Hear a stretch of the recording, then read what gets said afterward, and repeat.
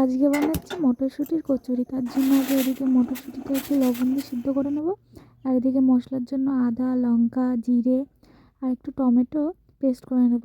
কড়াই গরম করে তার মধ্যে সর্ষের তেল দিয়ে জিরে ফোড়ন দিয়ে পেস্ট করে রাখা মশলা, লবণ, হলুদ দিয়ে ভালো করে কষিয়ে সিদ্ধ করে রাখা মটরশুঁটি, সিদ্ধ করে রাখা আলু দিয়ে ভালো করে নাড়িয়ে চাড়িয়ে নামানোর আগে একটু চিনি, গরম মশলা আর একটুখানি ঘি দিয়ে নামিয়ে নিতে হবে। ওটা ঠান্ডা হতে থাকুক। এদিকে আমরা ময়দায় চিনি, লবণ আর অল্প একটু সাদা তেল দিয়ে ভালো করে ময়ম করে নেব।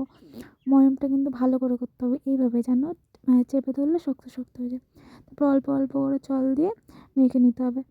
অল্প অল্প করে জল দিয়ে এরকম একটা নরম ডো করে নিয়ে একটু বড় করে বেলে তারপরে ওর ভিতরে মোমোর মতন পুর দিয়ে মুখটা আটকে উল্টো করে আস্তে আস্তে বেলতে হবে। জোরে জোরে বেললে পুরগুলো বেরিয়ে যেতে পারে। আস্তে আস্তে বেলে গরম গরম তেলের মধ্যে ছেড়ে দিলেই হয়ে যাবে। আর এদিকে আমার তেলটা কালো হয়ে গেছিলো, পুরগুলো বেরিয়ে গেছিলো কচুরির থেকে, পুরগুলো বেরিয়ে পুড়ে গেছিলো। এদিকে আমার লুচি ভাজাও হয়ে গেছে। মা ওদিনকে বানিয়েছিল আলুর দম, ওই আলুর দম দিয়ে আর মটরশুঁটির কচুরি দিয়ে খুব টেস্ট হয়েছিল।